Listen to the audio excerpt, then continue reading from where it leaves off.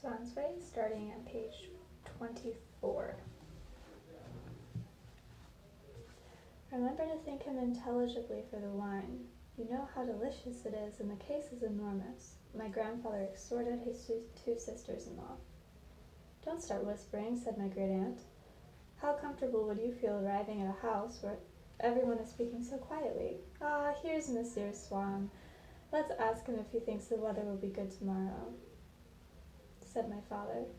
My mother thought one word from her would wipe out all the pain we and our family might have caused Swann since his marriage. She found an opportunity to take him aside, but I followed her.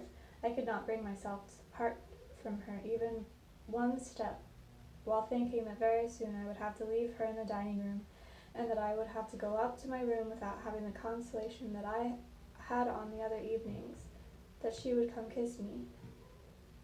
Now, Monsieur Swann, she said to him, do tell me about your daughter. I'm sure she has a taste for beautiful things like her papa. Here, come and sit with the rest of us on the veranda, my grandfather said, coming up to them. My mother was obliged to stop, but she derived from this very constraint one more delicate thought, like good poets forced by the tyranny of rhyme to find their most beautiful lines. We can talk about her again when we're by ourselves, she said softly to Swann. Only a mother is capable of understanding you. I'm sure her own mother would agree with me. We all sat down around the iron table. I would have preferred not to think about the hours of anguish I was going to endure that evening alone in my room without being able to go to sleep. I tried to persuade myself they were not at all important, since I would have forgotten them by tomorrow morning, and to fix my mind on the ideas of the future that should have led me as though across a bridge beyond the imminent abyss that frightened me so. But my mind, strained by the preoccupation, convex like the glance which I shot at my mother, would not allow itself to be penetrated by any foreign impressions. Thoughts certainly entered it, but only on condition that they left outside every element of beauty or simply of playfulness that could have moved or distracted me. Just as a patient, by means of anesthesia, can watch with complete lucidity the operation being performed on him, but without feeling anything, I could recite to myself some lines that I loved, or observe the efforts of my grandfather talking to Swann about the Duc de Forest-Pasquier, without the former making me feel any emotion, the latter any hilarity. Those efforts were fruitless. Scarcely had my grandfather asked Swann a question relating to that orator than one of my grandmother's sisters, in whose ears the question was resonating like a profound but untimely silence that should be broken for the sake of politeness, would address the other. Just imagine, Celine, I've met a young Swedish governess who has been telling me about cooperatives in the Scandinavian countries. The details are most interesting. We really must have her for dinner one evening. Certainly, answered her sister Flora, but I haven't been wasting my time either. At Monsieur Vintoil's, I met a learned old man who knows Mabont very well, and Mabont has explained to him in the greatest detail how he creates his parts. It's most interesting. He is a neighbor of Monsieur Vintoil's. I had no idea. And he's very nice. Monsieur Vintoil isn't the only one who has very nice neighbors, exclaimed my Aunt Celine, in a voice amplified by her shyness and given an artificial tone by her premeditation, while casting at Swann what she called a meaningful look. At the same time, my Aunt Flora, who had understood that this phrase was Celine's way of thanking Swann for the asti, was also looking at Swann with an expression that combined congratulation and irony, either simply to emphasize her sister's witticism, or because she envied Swann for having inspired it, or because she could not help making fun of him since she thought he was being put on the spot. I think we can manage to persuade the old gentleman to come for dinner, continued Flora. When you get him started about Mumbai, or Mademoiselle Materna. He talks for hours without stopping. That must be delightful, sighed my grandfather, in whose mind, unfortunately, nature had as completely failed to include the possibility of taking a passionate interest in Swedish cooperatives or the creation of immense parts, as it had forgotten to furnish those of my grandmother's sisters with a little grain of salt one must add to oneself in order to find some savour in it. Or a story about the private life of Molay or Comte de Paris. Now then, said Swanns to my grandfather, what I was going to say has more to do than it might appear with what you are asking me, because in certain respects things haven't changed enormously. This morning I was rereading something in Saint-Simon that would have amused you. It's in the volume about his mission to Spain. It's not one of the best, hardly more than a journal, but at least it's marvelously well written, which already makes it rather fundamentally different from the deadly boring journals we think we have to read every morning and evening. I don't agree. There are days when reading the papers seems to me very pleasant indeed, my Aunt Flora interrupted, to show that she had read the sentence about Swanns' carotte in Le Figaro. When they talk about things or people that interest us, said my Aunt Celine, going one better. I don't deny it, said Swann with surprise.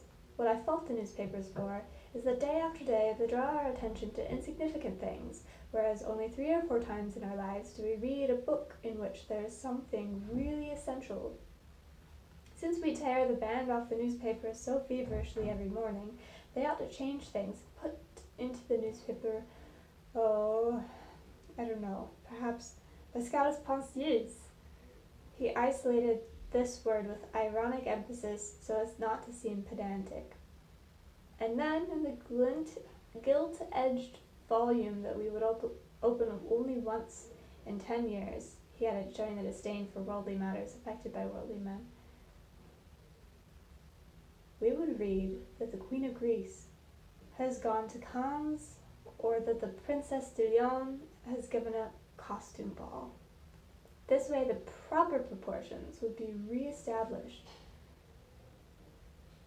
The feeling sorry he had gone so far as to speak lightly of serious things.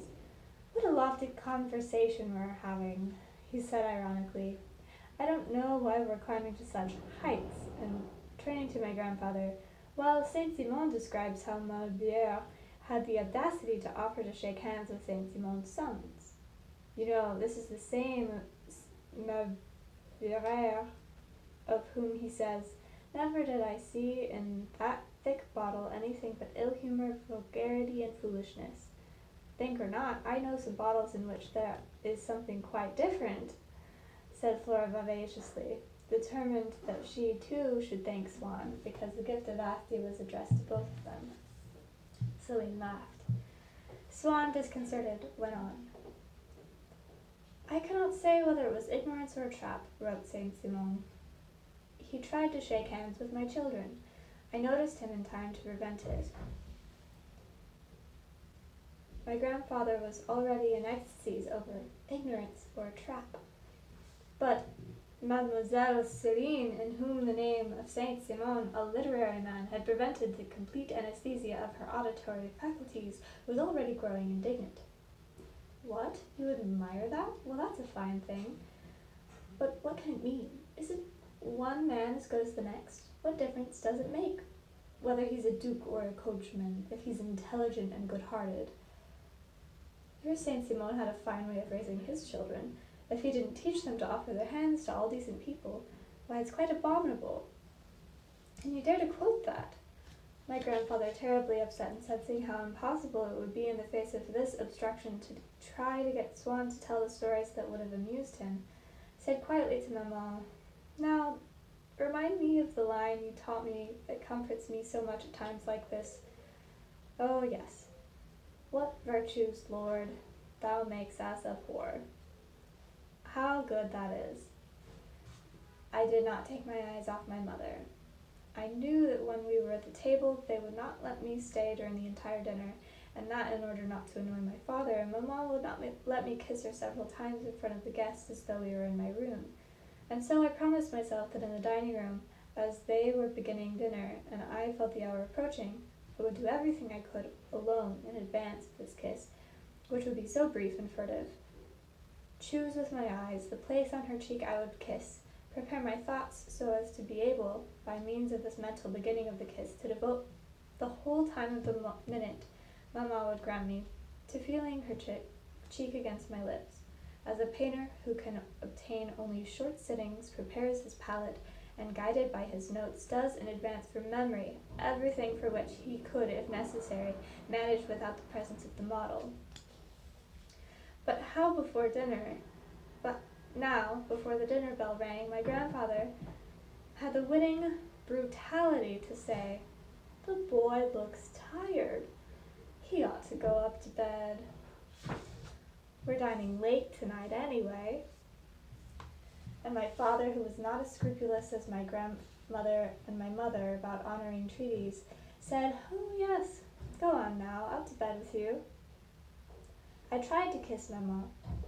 At that moment we heard the dinner bell. "No, really, leave your mother alone. You've already said good night to each other as it is. These demonstrations are ridiculous. Go on now, upstairs." And I had to leave without my viaticum. I had to climb each step of the staircase, as the popular expression had it, against my heart. Climbing against my heart, which wanted to go back to my mother, because she had not, by kissing me, given it license to go with me. That detested staircase, which I always had entered with such gloom, exhaled an odor of varnish that had in some sense absorbed, fixated that particular sort of sorrow I felt every evening, and made it perhaps even crueler to my sensibility, because when it took that olfactory form, my intelligence could no longer share in it. When we are asleep and a raging toothache is yet perceived by us, only in the form of a girl whom we attempt 200 times to pull out of the water, or a line by Moliere that we repeat to ourselves incessantly, it is a greater relief to wake up, so that our intelligence can divest the idea of a raging toothache of its disguise of heroism or cadence.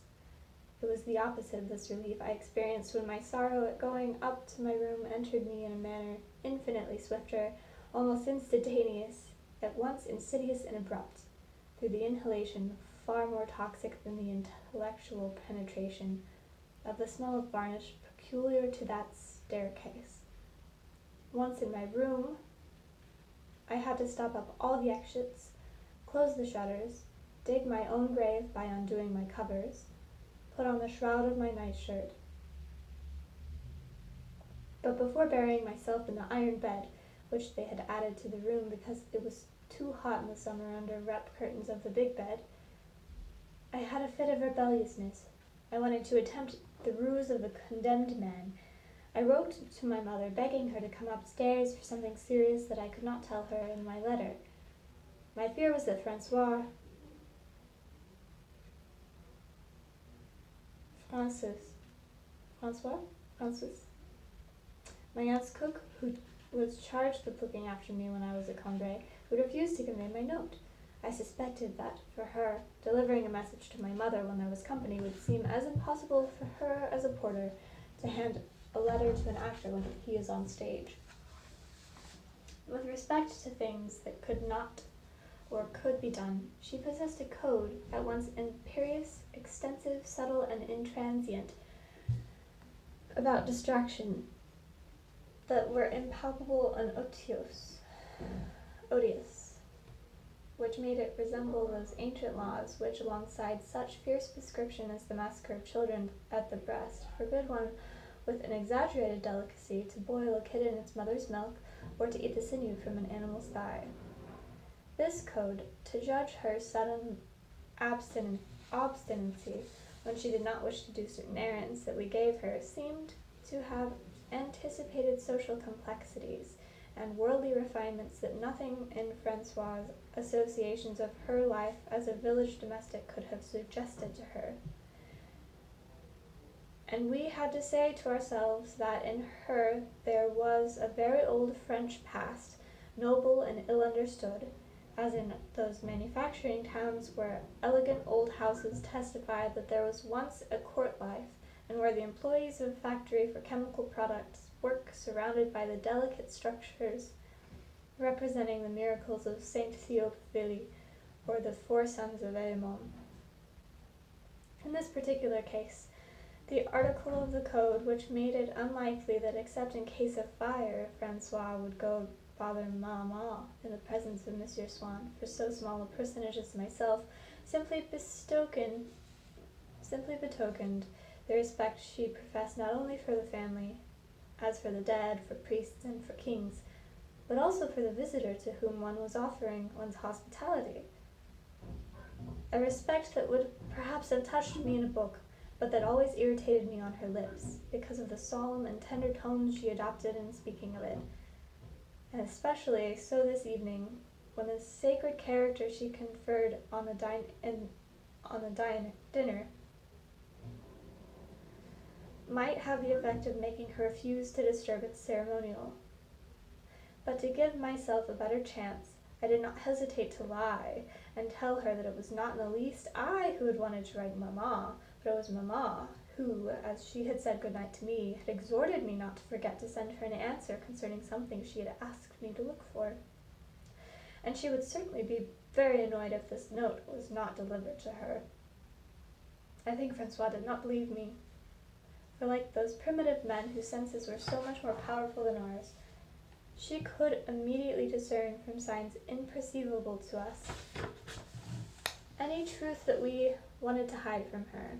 She looked at the envelope for 5 minutes, as if the examination of the paper and the appearance of the writing could inform her about the nature of its contents or tell her which article of her code she ought to apply. Then she went out with an air of resignation that seemed to signify, if it isn't a misfortune for parents to have a child like that. She came back after a moment to tell me that they were still only at the ice stage, that it was impossible for the butler to deliver the letter right away in front of everyone, but that, when the mouth-rinsing bowls were put round, they would find a way to hand it to Mamma. Instantly, my anxiety subsided. It was now no longer, as it had been only a moment ago, until tomorrow that I had left my mother.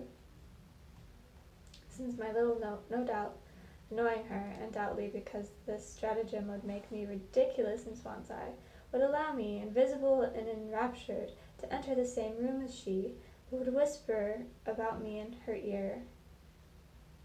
Since that forbidden, hostile dining room, where just the moment before the ice itself, the grenades, and the rinsing bowls seemed to me to contain pleasures noxious and mortally sad, because Mamma was enjoying them far away from me, was opening itself to me, and like a fruit that has turned sweet and bursts its skin, was about to project all the way to my intoxicated heart, Mamma's attention as she read my lines. Now I was no longer separated from her. The barriers were down. An exquisite thread joined us. And that was not all. Mamma would probably come.